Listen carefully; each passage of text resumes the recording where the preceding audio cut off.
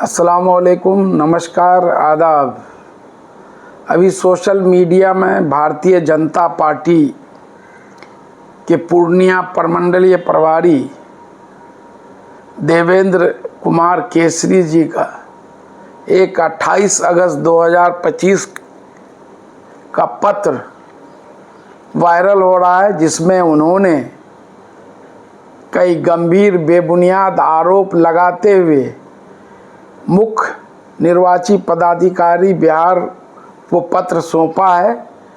और आरोप में ये कहा गया है कि पूर्णिया प्रमंडल के किशनगंज, अररिया, पूर्णिया, कटिहार में बड़े पैमाने पर अवैध ढंग से बांग्लादेशी, रोहिंग्या और शेरशाहवादी मुसलमानों द्वारा अवैध प्रमाण पत्र बनाकर वोटर लिस्ट में नाम दर्ज कराया गया है और इसकी जांच की मांग की गई है। अपने पत्र में उन्होंने कई बूथों का भी रेफरेंस दिया है।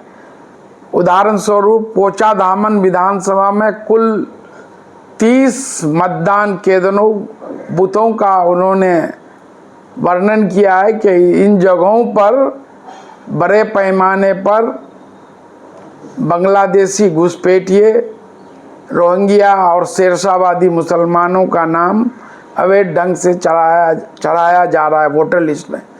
और इसके अलावा पूरे किशनगंज जिले, अररिया जिले, पूर्णिया जिले, कटिहार जिले में कई बूथों का उन्होंने वर्णन किया है। अब जबकि आप सब लोगों को मालूम है वोटर लिस्ट SIR का काम अब अंतिम चरण में है। अब दावा आपत्ति और जो सुधार का जो समय था वो 1 सितंबर तक ख़त्म हो रहा है। और ऐसे में 28 अगस्त को ये पत्र जो बेबुनियाद आरोप लगाते हुए जो जिस तरह के ये कोशिश की गई है सीमांचल के अमन शांति को जो है पामाल करने की, जो भारतीय जनता पार्टी के द्वारा बराबर कोशिश की गई है, चाहे केंद्रीय मंत्री द्वारा हो, चाहे विधायक द्वारा हो, चाहे उप मुख्यमंत्री द्वारा हो, बेबुनियाद आरोप लगाकर। और अभी जिस तरह से आदरणीय राहुल गांधी जी, आदरणीय तेजस्वी यादव जी ने इनकी वोट चोरी को बेनकाब कर दिया है। और अभी ये लोग पिछले 15 दिनों से बिहार के विभिन्न जिलों में वोटर अधिकार यात्रा पर निकले हुए हैं। कल 1 सितंबर को इसका पटना में समापन है। इससे जिस तरह का समर्थन आम जनमानस, आम जनता का, सभी धर्म जाति से ऊपर उठकर पूरा जनसैलाब सड़कों पर उतर आया है। और जो है जिस तरह का सी वोटर का सर्वे में भी बताया गया कि 60% लोग बिहार के मानते हैं कि वोट चोरी हो रही है। राहुल गांधी, तेजस्वी यादव जी के आरोपों का समर्थन करते हैं। इस तरह से ये लोग बौखला करके इस तरह का चिट्ठी पत्र जारी गुपचुप तरीके से मुख्य निर्वाचन पदाधिकारी बिहार को देकर एक नाकाम कोशिश की है। और मुख्य निर्वाचन पदाधिकारी ने उसमें सभी चारों जिला पदाधिकारियों को अर्जेंट कार्रवाई के लिए निर्देश किया है। जबकि इतने लोगों का नाम गलत ढंग से SIR में काटा गया। विपक्ष के 300 सांसद जो है पार्लियामेंट से चुनाव आयोग तक मार्च किए, जिसको रास्ते में डिटेन कर दिन भर थाने पर रखा गया, या उनके कोई आरोपों पर संज्ञान नहीं लेती है। अल्टीमेटली जो विपक्ष को सुप्रीम कोर्ट का दरवाज़ा खटखटाना पड़ा। माननीय सांसद मनोज झा जी, माननीय सांसद महुआ मित्रा जी, सामाजिक कार्यकर्ता योगेंद्र यादव जी, मेरे द्वारा और कई ऑर्गेनाइजेशन द्वारा माननीय सर्वोच्च न्यायालय में जनहित याचिका दायर कर न्याय की मांग की गई थी, जिस पर सुप्रीम कोर्ट से कड़ी फटकार चुनाव आयोग को लगी। और अल्टीमेटली उसको 65 लाख जो नाम हटाए गए हैं उनके नाम सार्वजनिक करने पड़े। बूथ लेवल पर लिस्ट टांगने का निर्देश दिया, जिला लेवल पर वेबसाइट बनाकर कारण के साथ। उसी तरह बिहार के जो मुख्य निर्वाची पदाधिकारी है उनके वेबसाइट पर 65 लोगों का नाम कारण के साथ कि किनका नाम किन कारणों से हटाया गया है, और मतदाताओं को ये ऑप्शन भी दिया है कि आप ईपिक नंबर से उसको सर्च कर खोज कर पता कर सकते हैं कि आपका नाम अगर हटा है या आपके रिश्तेदार का नाम हटा है तो किन कारणों से हटा है।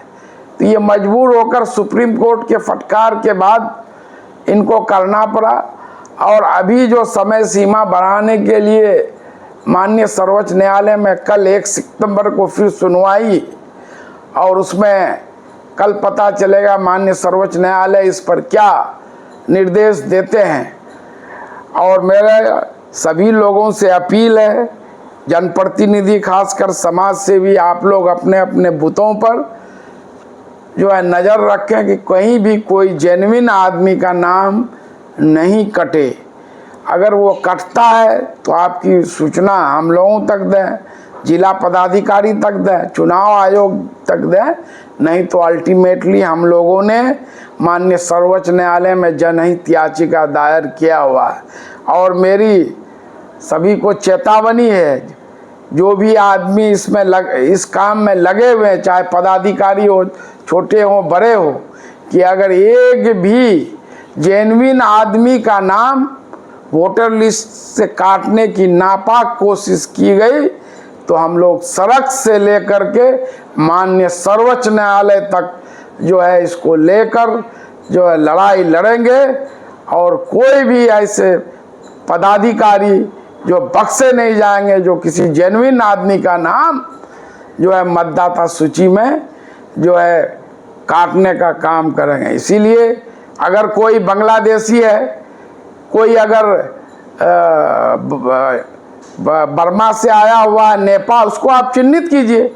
आप सिर्फ एक कम्युनिटी को टारगेट करते हैं, जबकि मैं जानता हूं, सभी लोग जानते हैं, बड़ी तादाद में नेपाल से भी लोग आकर के इंडिया में बसे हुए हैं, तो आप उनके बारे में कुछ नहीं बोलते हैं। और बार बार आप शेरशाह कम्युनिटी को, शेरशाहवादी कम्युनिटी को टारगेट करते हैं। और जो है आपको जानकारी होनी चाहिए कि रोहिंग्या मुसलमान कोई बांग्लादेशी नहीं है, वो लोग बर्मा से आए हैं। आप जो है परमंडलीय प्रभारी हैं तो आपको जानकारी भी होनी चाहिए।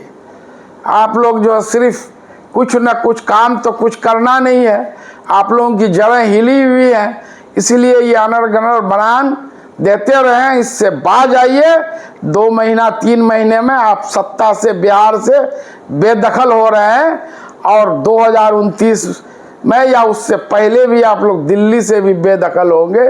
बौखलाहट है। अभी जिस तरह का आप देख लीजिए सोशल मीडिया में, ट्विटर में, जिसको अब एक्स कहा जाता है, इंस्टाग्राम में, फेसबुक में, यूट्यूब में, जिस तरह से राहुल गांधी का फॉलोअर्स, व्यूअर्स जो बढ़ रहा है, अब दोनों का एक दिन का कोई एक पोस्ट का कंपैरिजन कर लिए, हर में राहुल गांधी भारी पड़ रहे हैं। मतलब देश की जनता अब इनके झूठे वादे को समझ सकी गई है, इसलिए राहुल गांधी जी के साथ और बिहार में तेजस्वी यादव जी के साथ खड़ी है। इनकी जड़ें हिली हुई है, इसलिए ये लोग झूठा बेबुनियाद आरोप लगाकर जो सीमांचल के लोगों को परेशान करने की कोशिश करते हैं। कोई अगर जेन्युइन घुसपैठी है तो आप एक पकड़ के दिखाइए। 11 साल में भारतीय जनता पार्टी की सरकार केंद्र में है, देश की सीमाएं गृह मंत्रालय के अधीन है, अमित शाह जी गृह मंत्री हैं, और जो है 20 साल से बिहार में नीतीश जी की सरकार है, तो उसमें 15 साल एनडीए बीजेपी के साथ है, और इसमें आप अब कुछ नहीं कर पा रहे हैं। एक भी बांग्लादेशी कहीं से निकाल नहीं पाए, एक घुसपैठ ये पकड़ नहीं पाए, तो आप अपनी नाकामी छुपाने के लिए सब गलत बयानबाजी करें। मेरी आपसे दरख्वास्त होगी कि सबसे बाज आइए आपको इससे कोई फायदा होने वाले नहीं है। आप लोग बेनकाब हो गए हैं, आप लोग वोट चोरी करते हुए पकड़ा गए हैं। इस बार बिहार की जनता जागी हुई है, ऐसी कोई कोशिश होगी तो उसको हम लोग सब लोग मिलकर बेनकाब करेंगे।